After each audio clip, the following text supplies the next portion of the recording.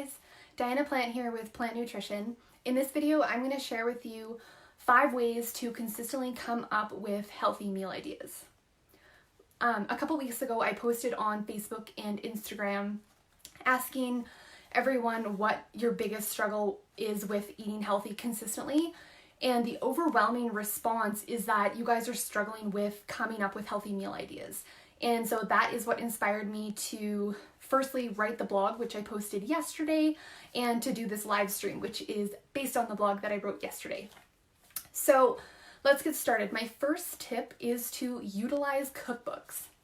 If you don't already have some cookbooks on hand, start utilizing them in your life. Buy a couple cookbooks and get started. So I suggest starting with paleo cookbooks.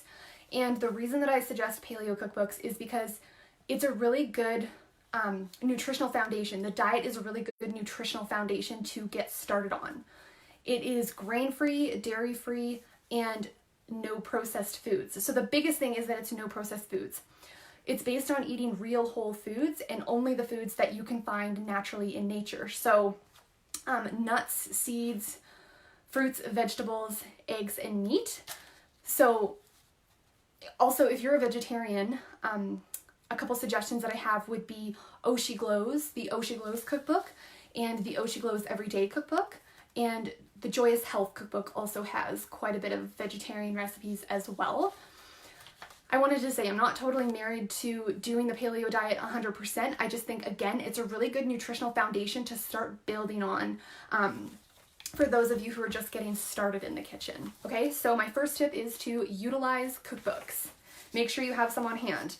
And I have my top 4 favorite cookbooks that I'm going to share with you. So number 1, I have Make It Paleo by Bill Staley and Haley Mason. And they are on Facebook as Primal Palate. Number 2 is Easy Dairy-Free Ketogenic Recipes by Maria Emmerich. Number 3 is Paleo Home Cooking by Sonia Lacasse. I feel like I always butcher her name. I'm not totally sure if that's how you say it, but anyhow, she's also has a blog called The Healthy Foodie. And number 4, I have Paleo Comfort Foods by Julie and Charles Mayfield. Those are my top 4 favorite cookbooks. Number 2, you want to begin keeping a weekly record of the meals that you make. If you don't do that already, keep a food journal where you write, these are the main recipes that I made. So I'll show you what I mean. So I have a little health tracker here where I record what I make in a week, as well as what I eat, and as well as my workouts and my sleep and my cycle. But for now, I'll just show you the template of what I'm meaning. So it's kind of hard to see. On the right-hand side, this is what I made. And then on the left-hand side, this is what I ate. So I'm just writing out the main meals here of what I made in the day. So for an example, Monday, ground beef, guacamole, salsa, and baked yams. On Tuesday, beef stew, romaine salad, and baked yams, and steamed green beans. Wednesday, I went to my mom and dad's. Thursday, I ate in Grand Prairie. Okay, apparently I wasn't cooking. Friday, pork chops, pasta, and roasted vegetables. Saturday was beef and onions. That was Caleb's cooking. And Sunday was the church potluck meal. Okay, so maybe that one was a poor example, but anyhow, so you want to just write down what you made on the one side. So whatever recipe you chose to do, make sure that you write it down. And the reason for that is because you start to build a repertoire of recipes that you've done before. So when it comes to, like, you're getting home from work and you're exhausted and you have 10 minutes to decide what to make, you're not looking on Pinterest or flipping through cookbooks. You've already wrote down, I've made these before and these work. So it's just good to have as a reference. Okay.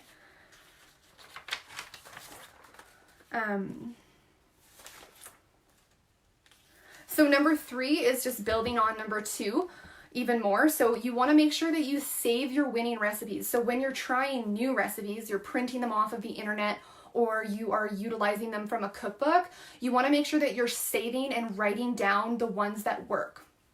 So writing down comments that your family gives, like, we loved this one worked well, this one's definitely a redo, this one is a 10 out of 10, things like that, so you know these ones worked, so you remember. If you print out a recipe that you did not like or your family did not like, don't save the recipe. Just throw it away so that it doesn't confuse you. And if you're not printing off recipes and you're just utilizing Pinterest, make sure that you unpin the recipes that you didn't like. So again, when you go to quickly make a decision of what you're going to make for supper, you don't have a bunch of ones that you know you don't like mixed in there. You just only have the ones that you know were winners.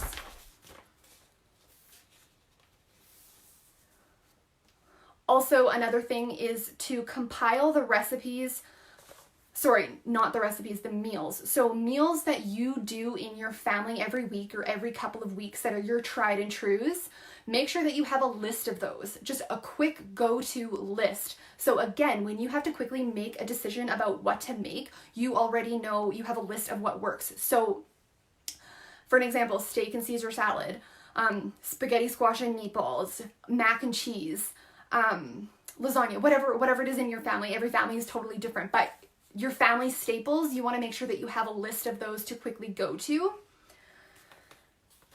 And one other side note on that is that when you are creating a recipe,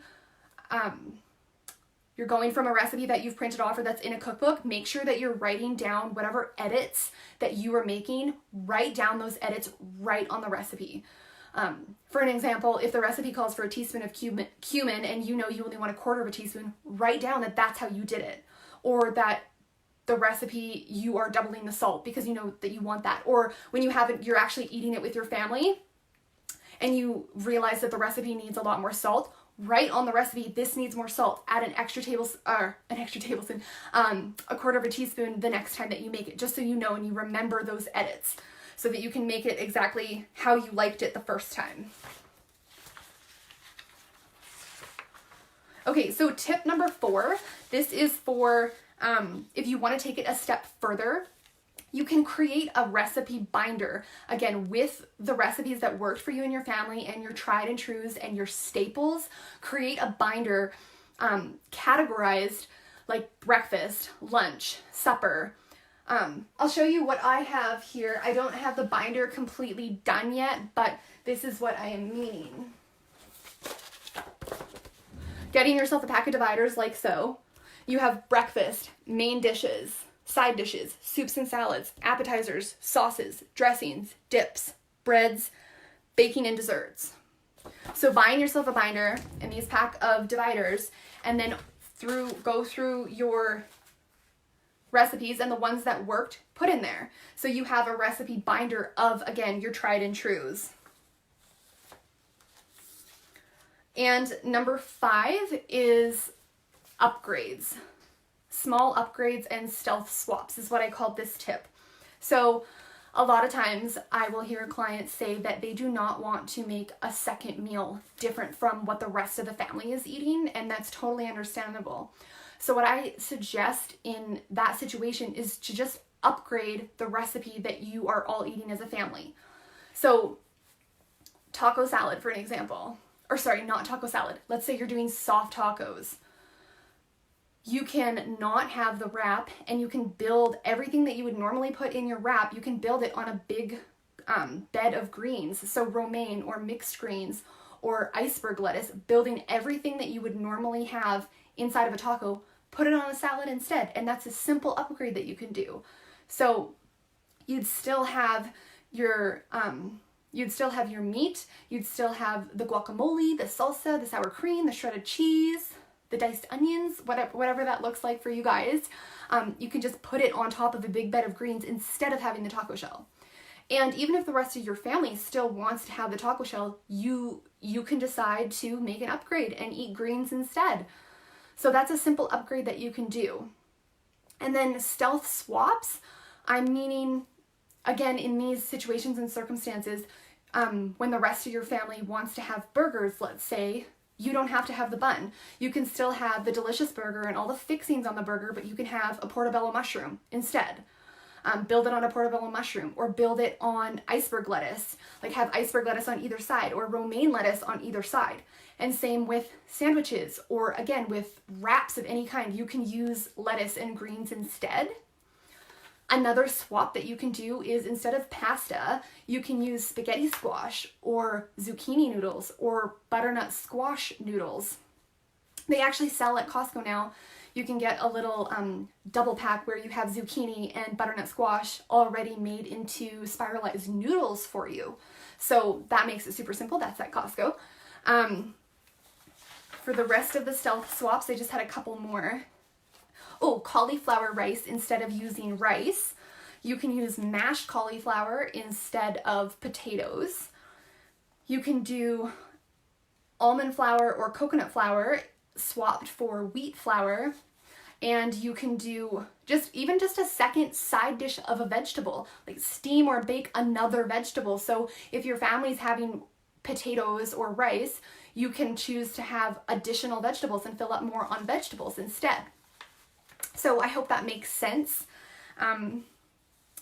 Those are my 5 tips. So in conclusion, I'm just going to go over them one more time with you. Number 1 is to utilize cookbooks. Number 2 is to keep a weekly record of what you make.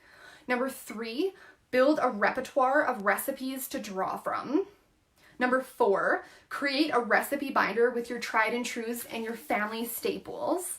And then number 5 is make small upgrades and stealth swaps. So out of all the suggestions, let me know which ones you think that you'll implement, and let me know which suggestions resonated with you the most. I'll also say just before I go, I have a free 1-week fat burning meal plan if you're interested. It comes with a grocery shopping list with the recipes and with prep guides, and the link is in the description section if you want to grab that meal plan for free. Thanks for tuning in, guys, and I'll see you in the next video. Bye for now.